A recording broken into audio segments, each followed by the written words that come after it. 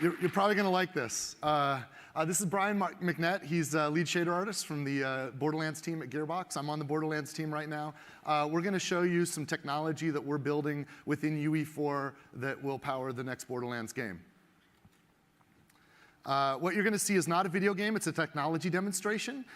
We use Unreal Engine 4 to render a non-realistic art style, the style that you've come to know as the Borderlands art style.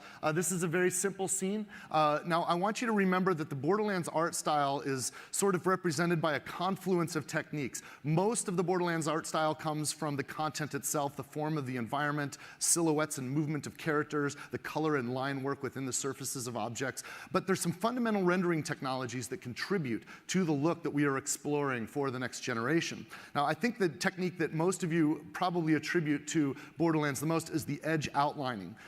It's not cell shading, but we do outline the edges. And if he goes into the black and white view, you can see this approach for Borderlands 2, Borderlands 1, and Borderlands the pre-sequel. This is a standard Sobel-Feldman edge detection operator. It's a solid, uniform line weight around the outlines of objects that we detect in the rendering. Now, we want to evolve this look for the future. We want to make it more natural and basically next gen. Then we go to variable line weight. This is really important. We also want to do inside silhouettes and edge lines. So if you look at the black and white view again, you can see that there's detailed line work with a variable line weight on the inside of the objects now to highlight more detail in the scene. But with variable line weight on both the inside and the outside of the edge lines, we can now kind of show detail that's affected by the lighting and the orientation of the camera. So we can look at the scene again in color. And now, edges are only a part of it. The surface materials themselves are very important. The artists contribute to the look and feel of the graphic style by how they paint the materials. Now, this is a test sphere, and it shows some materials, a material on there. And you'll notice there's little black outlines, edges around it. Those black outlines are drawn into the materials themselves, and they're kind of similar to that edge outline, but they're drawn onto the material. We want to render those edge outlines in ways that aren't affected by the lighting of the scene. So now we can isolate those, and we can make them look like wet ink. So you'll notice that only the black outlines are reflective, like as if it's a wet ink, or we can make them look like metal. Or we can keep them as solid black lines, just like the edge outlines in the scene. And now they're not taking any light at all. There's no highlights there. This is really important for the artist's scribbles and doodles and cross-hatching, which simulates shadows, to come through for the scene. The neat thing about this test sphere, though, is it also gives us the opportunity to show you how we can use a similar technique to actually render cross-hatching dependent on the lighting in the scene. So if he goes to black and white view and brings up the cross-hatching, you'll see there's now a cross-hatch layer which will render shadow only where shadows exist, and in fact render highlights only where highlights exist. These are custom materials that are on top of the base material that add to the complexity of the scene. The other step, though, is, in fact, let's look at a production asset. I want to see this in a production asset really quick. This is a very Borderlands Gearbox-looking production asset rendered in Unreal Engine 4. You'll notice that even the little bolts on those objects are casting a little shadow, and those shadows are taking a little bit of crosshatch. That's that custom crosshatch layer there. And we can see it again in black and white. Now, one of the problems with this approach, though, and why we had to advance even further, is in the Borderlands work that we do, we tend to do a lot of kit bashing. We'll use assets in lots of interesting ways, lots of different ways. We'll scale those assets up and down. And when we scale an asset up, it will actually change the scale of that cross-hatching, which makes it inconsistent with the line work that we're doing on the edges. So we wanted to work with an experiment with a procedural approach to this, using artist-generated cross-hatches, but rendering them more procedurally on the surfaces of the objects. So if we start with this gray sphere and we put a crosshatch on it that's now procedural and mapped to the object, you can see that it'll hold the same consistency at any scale.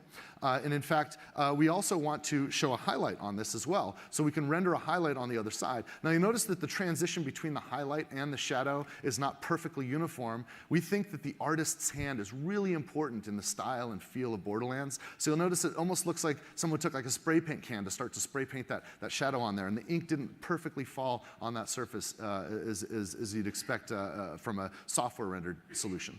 So that transition is not uniform.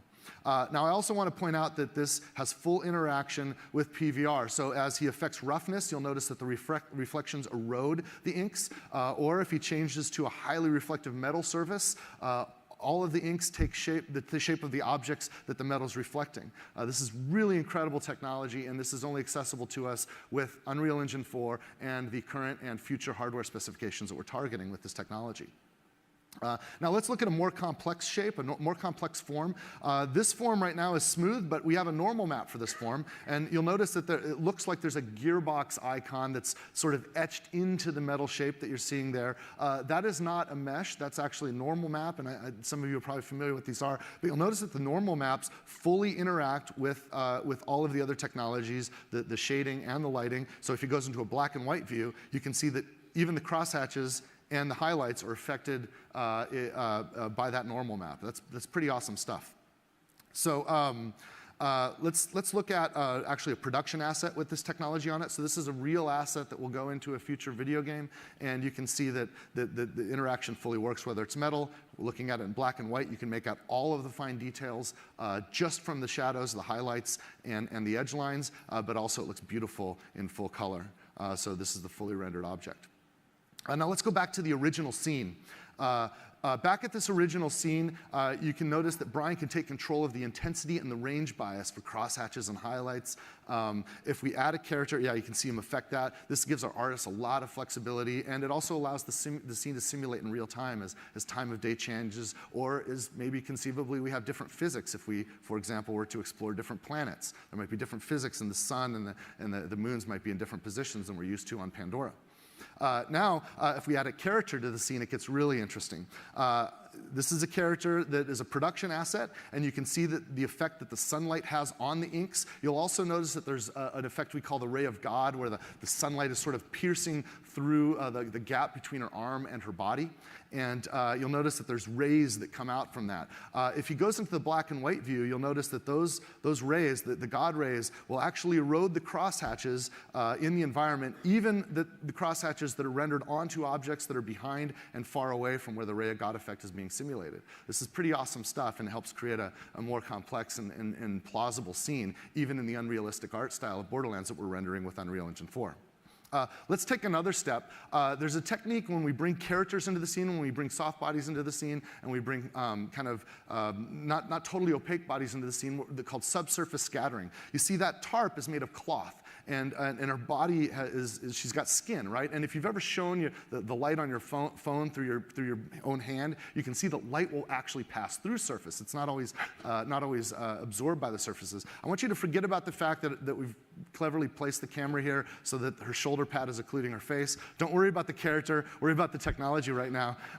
If we go inside, we can see that the light actually shines through, so that where the character is, she's occluding the sun. It creates a shadow there. The ray of God is still perfectly interacting. So even with subsurface scattering, all of these technologies perfectly interact. And in black and white, you can see the proof. This also works in soft bodies, which is pretty awesome. This is a really complex object that's doing some fluid dynamic simulation. You can see that the cross-hatching and the highlights still work. All of the lighting works in the correct ways, even when it's interacting with the God rays. And sometimes, though, we'll have surfaces that we don't want to take shadows on, such as if we have clean water, and the simulation works perfectly. It's just a beautiful simulation using Unreal Engine 4. Now, let's bring this all together. We can actually go into an interior environment. In this environment, I want you to imagine that there's an invisible light bulb that Brian has control of that's sort of floating right in front of those barrels there. And our artists and designers and set lighters can affect the lighting and the intensity and the radius of these lights. And we can dynamically affect the scene in real time, or set it up in advance exactly the way we want it to make it look right. One of the cool things about this, if we take this one step further, though, is we can have these lights actually corrupt, distort, and affect those shadow maps, those crosshatches and those highlights that I was talking about. So here's a case where the lighting is actually corrupting and distorting the shadow maps. If you go to the black and white, you can really see how this looks. It's really interesting, and this is really useful for special effects and for special case lighting. So if we go back to color, we'll run a two-dimensional explosion effect. This is a temporary effect, but you can actually see how the lighting affects the scene around it while while the explosion goes off, and it corrupts and distorts the shadows in real time. In addition, if you run it in slow motion, you can even see the volumetric smoke effects perfectly interacting with the scene. They're emphasizing the crosshatch shadows where the smoke creates shade, but only until the smoke clears. This is all happening in real time with the simulation. It's beautiful. So now I'm going to have Brian just trigger a matinee sequence that'll pull us out of the scene, and you can see all this coming together, and it gives you a sense of what a future game from Gearbox might look like. Now, I do want to remind you that this is not a video game. This is a technology demonstration of some ongoing research and development at Gearbox Software. Some or all of the technologies that I demonstrated may be utilized for future Gearbox Software video games. If you are a technology company that thinks you can benefit from a partnership with Gearbox as we explore this technology, feel free to reach out to me. If you're a talented developer that would like to work with us on this technology and help it push it further, please let us know. Also, if you're a customer that's looking forward to a future Borderlands game, we're working on it. We'll get you soon. On behalf of all the talented artists and programmers and designers and developers at Gearbox Software, I'm thankful that you've taken the time to see this with us. I also want to thank Tim for letting us come up on stage, and everybody on his team for delivering the incredible Unreal Engine 4 technology that we're using to power our future games. Thank you.